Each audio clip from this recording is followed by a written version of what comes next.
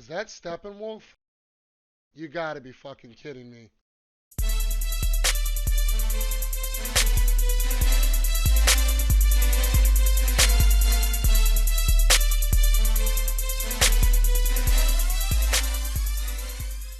Welcome back to Strong Arm Flix. I'm your boy Tflame, and this is episode 13 of Strong Arm Flix. And looky what we have here today. This is a picture that I seen on Twitter the other day, and this is the initial concept art from the movie Suicide Squad prior to its release. And as you can see right there, it's a big fucking figure of Steppenwolf. And if you guys look close, the CGI is very undone. And like I said, this is supposedly and supposed to be just concept art.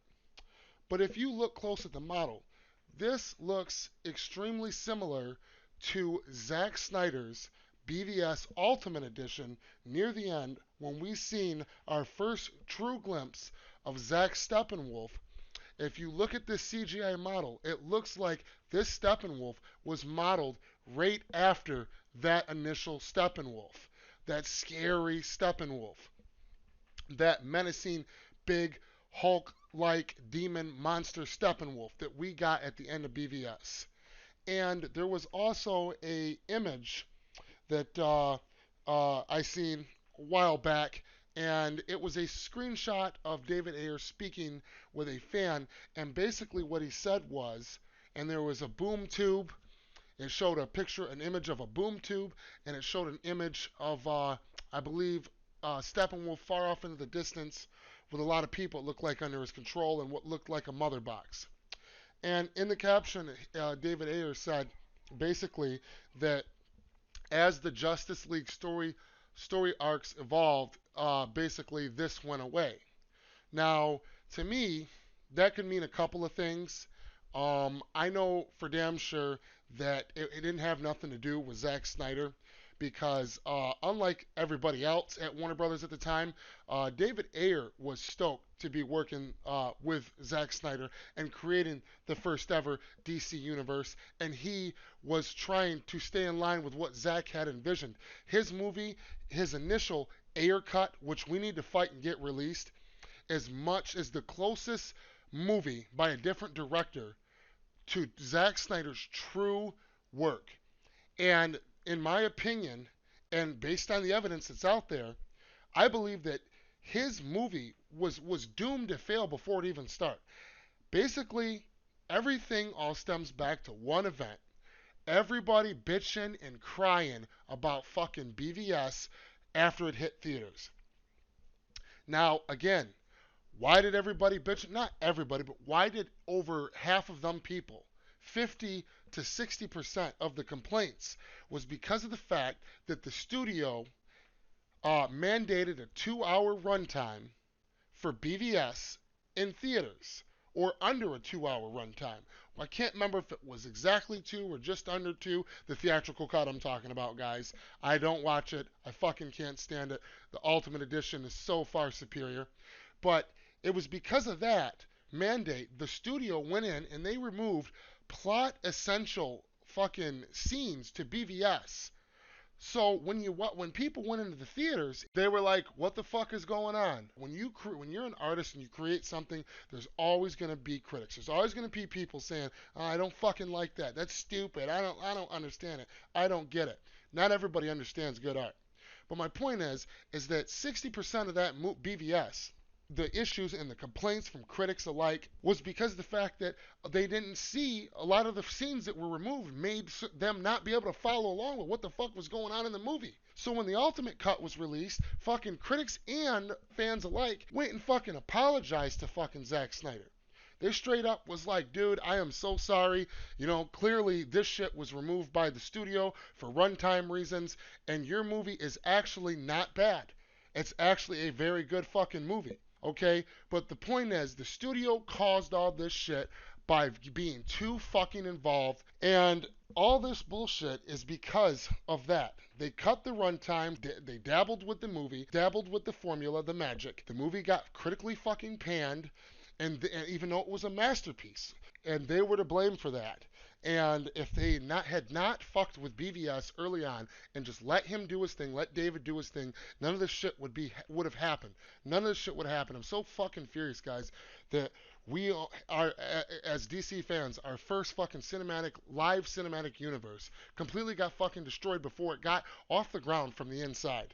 Now, once BVS complaints came out, they decided, okay, the script that fucking Zach and Chris Terrio initially wrote, oh, it was too dark, it was too scary. Okay, so they were already making Zach and Chris rewrite the fucking script to fucking Justice League before the shit even got off the ground, before they even started filming. So then we've got David Ayer, who's in the middle of fucking early production, and now because of this, they don't want a menacing fucking Steppenwolf in Suicide Squad. They don't want that connective tissue between BVS and Suicide Squad. They want to try and make a quirky, cheap fucking knockoff of Guardians of the Galaxy, get rid of as much connective tissue to BVS as possible, and completely run the fuck away from Steppenwolf. Completely run the fuck away from, especially the initial Steppenwolf. Okay, but Zach was not going to allow that. Steppenwolf was always going to be in Zach's shit. But the thing is that what they did was they stripped down David's fucking movie because they didn't want that connective tissue because of it's too dark, and they wanted that fucking cheap Marvel Guardians of the Galaxy fucking formula, which works great for Marvel. It does. I'm not gonna lie, it works great for a lot of their movies. Not all of them are great, but it works good for them. You can't do that with DC. I tell people that all the time. It is not the same shit. DC is its own thing. It's got its own tone, its own universe and elements, and it just does not work. Okay, now that's why we've got, and as proof of this, look at who the fuck is directing. They fired David Ayer from Suicide Squad 2, and look who they brought in after they already destroyed the man's work. Now they've got James Gunn, literally brought in the creator of Guardians of the Galaxy to fucking make Suicide Squad 2 a fucking soft reboot and basically a cheap imitation of Guardians of the Galaxy. And literally, the guy that plays fucking the lead soldier guy, I can't remember his name right now, Joel Kinnaman or however you say his name, he literally commented like a month ago in an interview and said that it's the most fun he's had while filming a movie, and that it's just fucking, the script is just fucking hilarious, and all this other shit. And I'm thinking, wait, the script's just fucking hilarious. Okay, well, that's not a good fucking sign. So basically, he brought James Gunn in to do what James Gunn fucking does. Maybe at the end of the movie, we'll have a fucking dance off and shit with, with a demonic monster. Maybe we can fucking have a dance off and all that fucking bullshit. That's cool. And now we've lost fucking Will Smith as Deadshot. We've lost fucking Jared Leto as Joker. And now they're bringing in other characters that were never introduced, that were never part of it. And honestly, I'm not fucking thrilled for it. I'm not bashing James Gunn. But he has no, I'm sorry, but he has no business in the DC fucking universe creating, you know what I mean? He just don't. Okay? Maybe an original project he could do, but not Suicide Squad 2. So back to the first movie. What they did was, so at the end of the movie of Suicide Squad, you guys remember what is the main complaints of Suicide Squad?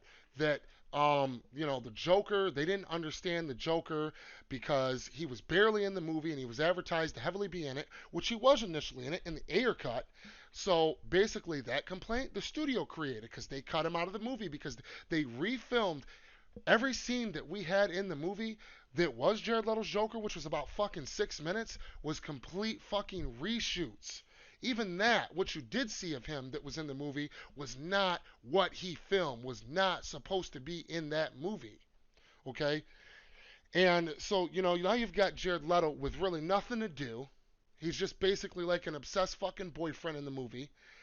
He's barely in the movie, and he's got quirky little cheesy one-liners and shit because they're making him reshoot his lines. They're trying to marvel it up. They're adding fucking. There was always gonna be like kind of like a hip hop inspiration, but there was gonna be an actual score. There was gonna be a score to Suicide Squad, very similar to what you heard in the very first official trailer for Suicide Squad, which was dark and serious. And there was going to be a little bit of music here and there, but they fucking turned it basically into a glorified fucking rap music video. the whole fucking thing. And they made Jared Leto's Joker fucking cheesy as fuck with the dumbass lines they reshot that made no sense. They cut out all of his plot and the story about with him and Batman. Okay, and all them things that happened. The end of the movie, Joker was supposed, and at the end of the movie, the Joker was supposed to have a serious role. He was supposed to be teamed up with the witch, and basically she promised him to be king of Gotham, and she was under the control of a mother box, just like Cyborg in the Snyder cut. And basically, he's out there, he's got guns blazing, throwing Joker green smoke grenades and shit, and fucking, telling the squad basically they're all fucking losers. He's the only one that ever took down the bat and broke the bat and all this shit. And he's bitch slapping Harley Quinn, and he's menacing. The Joker is menacing, has a plot, has a story, probably had his own score and shit in the movie. And all that shit went away. So all the complaints at the end of the movie with all that CGI mess, that's because they, like David Ayer said, they came in late in the game, which is right here on the screen. I'm gonna pull it up. They came in came late in the game, and they went through all that CGI that was already obviously this shit was more than concept art. They had already had this fucking CGI to some extent with Steppenwolf, with fucking boom tubes, mother boxes, clearly because David Ayer said it was late in the game when they changed it. And that would make sense why the CGI was so fucking shitty and so overwhelming at the end of the movie. Okay? And so, like I said, every complaint from critics was because of fucking WB's meddling. And then they sit there and they let David Ayer and make David Ayer basically say fucking that, the movie was his early on, and that, he's got to take the good with the bad. And the poor guy was fucking heartbroken. He said, years of my work just destroyed in my face. I got to take the good with the bad, learn from my mistakes, but I got to say, the hate game is strong. That poor son of a bitch. And WB, you're such fucking dickheads for this bullshit. Everything that people don't like, it's them fucking with their own shit. You guys are a suit and tie company that makes billions, trillions probably. You're not a fucking director, an artist, a story. That's the reason why people have them jobs. Let them do their fucking job. Because clearly you guys don't know what the fuck you're doing. Okay? Now, here's another thing. Right here, here's a picture from the theatrical cut. Now, you remember the witch and her brother, um, they were in the movie, and they were teamed up together. And what I gotta say is think about this. And here's a theory to think about. This might blow your mind, or you might think it's ridiculous. But what if in the Ayer cut, this whole ending, third act, is unfinished CGI, and it's actually in the movie and done to some extent? How about that? And how about the fact that you guys remember at the end of BVS? Remember Zach's model at the end of BVS, his version of Steppenwolf, the big scary menacing one? There it is right there. Don't that look extremely similar to the one that's in this concept art for Suicide Squad? You remember in Justice League, in the theatrical cut, actually, because that's all we've got right now. You remember Steppenwolf talking to his mother and basically saying that the unity, and that he's trying to bring his mother Hegra back. That's her name. And Hegra will look extremely similar to Steppenwolf, but different, probably bigger, more or maybe a little smaller. Who knows? But how about this, guys? What do you think about this theory? Here it is. This scene right here. What if this scene was initially in the Ayer cut, and it's probably unfinished, but there is Steppenwolf doing all this shit, and in the Ayer cut, he successfully brings his mother Hegra back to life, and at the end of the movie, it's not the witch and her fucking brother, it's Steppenwolf and his mother Hegra, and they're the ones just fucking shit up. So, you know what I'm saying? What do you guys think about that? If that was what the Ayer cut was. And then fucking after the studio decided that everything was too goddamn dark and they wanted to go in a different direction and try to make standalones and kind of not break continuity, but move away from connective tissue. That's why they decided, nope, we're not doing that dark, serious, menacing Steppenwolf. So you've got to do something with that. We're getting rid of that. And you know what? We're going to come in for you, and we're going to do this shit. And because clearly that is exactly what happened in that sense. But what do you think about the Hegren Steppenwolf theory, guys? That is the video. Tell me what you guys think down in the comment section below.